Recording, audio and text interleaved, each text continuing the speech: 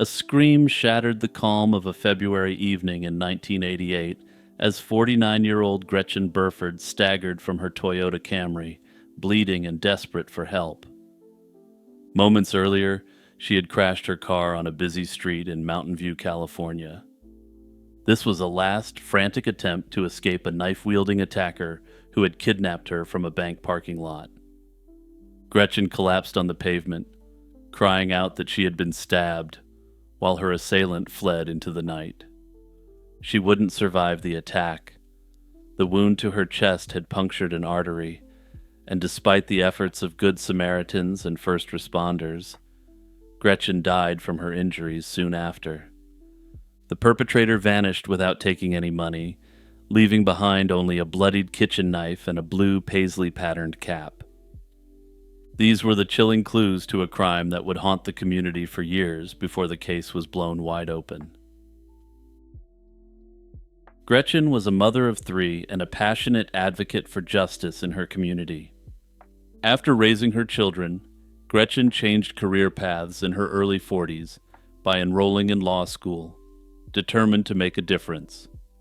By 1984, she had established a law practice in Palo Alto, focusing on criminal defense for juveniles and others in need. Colleagues recall that she was dedicated to helping underprivileged youth and believed deeply in giving second chances to those who might otherwise be left behind. Gretchen had also just found new happiness in her personal life. Less than 2 weeks before her death, she married her second husband, Wayne Durnitz. This hopeful new chapter was cut tragically short by the events of that fateful winter evening.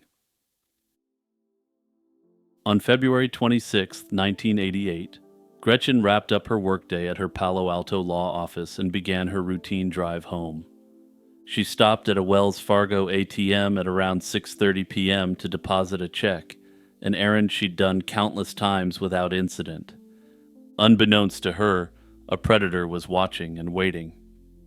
Investigators believe that as Gretchen stepped away from her car to use the ATM, an unknown man slipped into the back seat of her unlocked Toyota Camry. When she returned and sat back behind the wheel, the man suddenly emerged and pressed a 12-inch knife to her side, instantly turning an ordinary evening into a nightmare. Under threat of death, Gretchen was forced to drive about 3 miles to another bank location. This was another Wells Fargo branch near the San Antonio Shopping Center in the neighboring city of Mountain View. The kidnapper's plan was to make her withdraw cash from the drive-through bank machine there. At approximately 7:05 p.m., Gretchen tried twice to withdraw money at the second machine, but both transactions were denied because the amounts exceeded her account's limit. It's suspected that she may have deliberately entered an impossibly high amount in hopes of foiling her captor's robbery attempt. Unfortunately, Gretchen underestimated the man's capacity for violence and brutality. Frustrated by the failed withdrawal, the assailant began struggling with Gretchen inside the car. 2 witnesses in a vehicle behind them noticed the commotion. They saw a struggle in the Camry and even saw the driver's door crack open as Gretchen tried to escape, only to be pulled back by her attacker. In a split-second act of courage and desperation, Gretchen slammed her foot on the accelerator. The Toyota suddenly surged out of the drive-through lane, barreled across the parking lot, and shot onto the street. The car jumped the median and collided with another vehicle, finally coming to a crashing halt about 150 yards away. This risky crash was exactly what Gretchen had hoped for. It attracted immediate attention and forced the attacker's hand. As soon as the car stopped, Gretchen, though gravely wounded, managed to push the door open and tumble out. Bleeding profusely, she cried for help and shouted that she had been stabbed. 2 young men rushed to her aid and caught a glimpse of the tall, muscular assailant as he climbed out of the wreck and bolted down a side street, dropping his weapon while fleeing. Tragically, the single stab wound to Gretchen's chest had already done fatal damage. She collapsed to the ground, and despite the efforts of paramedics, she succumbed to her injuries shortly after being rushed to the hospital. The brazen slaying of Gretchen Burford shocked the Palo Alto and Mountain View communities. This generous and well-respected attorney had been violently eliminated in a public place at dusk, and her attacker had escaped into the night. Fear spread that a dangerous predator was on the loose, and detectives vowed to catch the man responsible. The investigation into Gretchen's murder began immediately. Police recovered the butcher knife the assailant had abandoned, and it was later confirmed to be the weapon used to slay Gretchen. Another critical clue left at the scene was a blue paisley cap found on the back seat of Gretchen's car. Detectives surmised that this distinctive hat had likely been worn by the attacker and knocked off in the chaos of the crash. They traced the hat to just 2 stores in the area, but unfortunately that alone wasn't enough to identify a suspect. Witnesses worked with police to create composite sketches of the perpetrator. He was a tall, athletic black male in his 20s, and these sketches were plastered across local news outlets and bulletin boards. Despite exhaustive efforts, no immediate arrests were made. For 17 years, the identity of Gretchen Burford's attacker remained a maddening mystery. In 2005, however, a fresh look by the Santa Clara County Cold Case Unit, combined with major advances in DNA forensics, finally brought a breakthrough. Investigators decided to send the blue paisley cap for new testing. This time, forensic scientists successfully extracted a genetic profile from microscopic skin cell traces on the hat's inner band. When the DNA profile was run through the FBI's national database, it hit a match. The genetic evidence from the hat pointed to a man who was already behind bars, 39-year-old Tyrone Hamel. In June 2005, Santa Clara County officials announced this DNA breakthrough to the public, finally ending years of uncertainty and renewing hope that justice was within reach. The revelation jolted everyone involved in the case, but it also made sense in hindsight. Hamel had an extensive history of violence and was serving a life sentence in Texas for multiple indecent assaults and armed robberies committed in 1988. Investigators learned that he had been in California around the time of Gretchen's death, having traveled to Menlo Park in late February 1988 to attend a family funeral. Armed with the DNA match and this background information, authorities were finally able to put a name and face to the mystery that had haunted them for so long. Cold case detectives didn't stop at the DNA hit. They also revisited old reports and discovered a telling incident that occurred just weeks after Gretchen's slaying. Also, just before I go on, it's important to remember that prosecutors only get one chance to convict, and in this case, the DNA evidence could have had a potential innocent explanation. And in the criminal context, given that the prosecution has to prove its case beyond a reasonable doubt, even a pretty flimsy explanation can result in someone being found not guilty. But with that said, let's get back to the evidence itself. At a bank parking lot across the street from the Mountain View bank machine where Gretchen had been attacked, a woman reported that she found a man hiding in the back of her car late one night. When she screamed and triggered her car's alarm, the man fled, dropping a large knife as he vanished into the darkness. At the time, that attempted abduction remained unsolved, but now investigators realized it was likely Hamel, still in the area, and brazen enough to try striking again. Additionally, one of the eyewitnesses from 1988 who had seen the perpetrator in Gretchen's car was shown a photo lineup and identified Tyrone Hamel as the man he had seen. In 2007, further forensic analysis even managed to match a latent fingerprint from Gretchen's car to Hamel, erasing any remaining doubt about his culpability. Once Tyrone Hamel was identified, Santa Clara County authorities moved swiftly to bring him to justice. An arrest warrant was issued, and the process of extraditing Hamel from Texas to California began in 2005.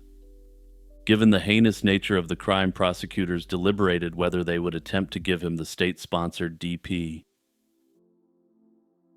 Ultimately, influenced in part by the wishes and values of Gretchen's family, they opted for a different path.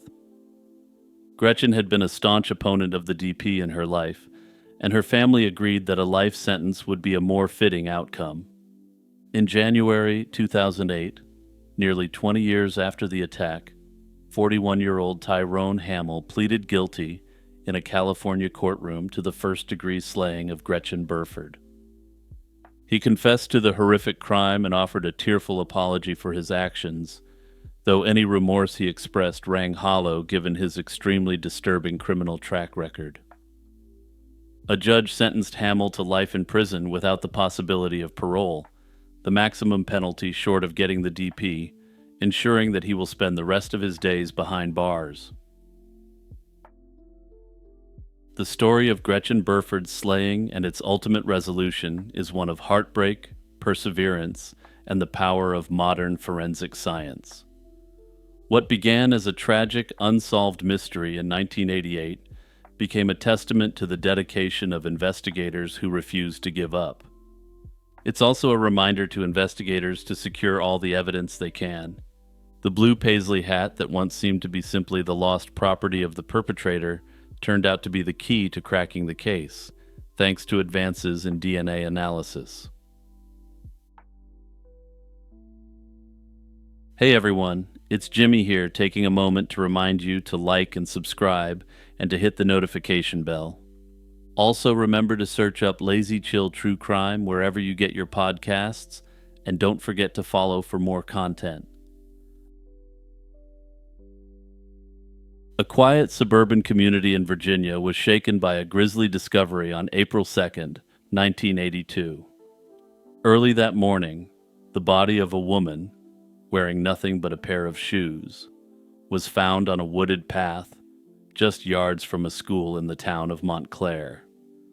She had been shot execution-style with a single bullet to the head, and the way the perpetrator discarded the victim so close to homes and a school was shockingly brazen. It would take several days before the victim could be identified as 43-year-old Hilda Amelia Roche of Lake Ridge, Virginia. Hilda Roche was an independent woman building a life for herself in Northern Virginia. At 43 years old, she was a divorcee with a stable career in a civilian job at the Department of the Army in Arlington. Friends say Hilda was sociable but careful about whom she trusted. By early 1982, she had begun venturing out to meet new people, cautiously exploring the local social scene. On Friday, March 25th, 1982, Hilda went to Rafters, a popular singles bar in Alexandria, looking to unwind. That night, she met an intriguing man and hit it off with him. Hilda was charmed. She later told friends she had dinner with this stranger, and even went back to his apartment that evening. She was impressed by the man's suave persona. He seemed to be single, attractive, and apparently wealthy, even driving an expensive car. He claimed to be a government contractor from Florida and said he lived at the nearby Oakwood Apartments in Alexandria. Oddly, Hilda never revealed this mystery man's name to her friends. One friend, sensing red flags, warned Hilda not to believe everything the man said, cautioning her not to fall for his flashy tales.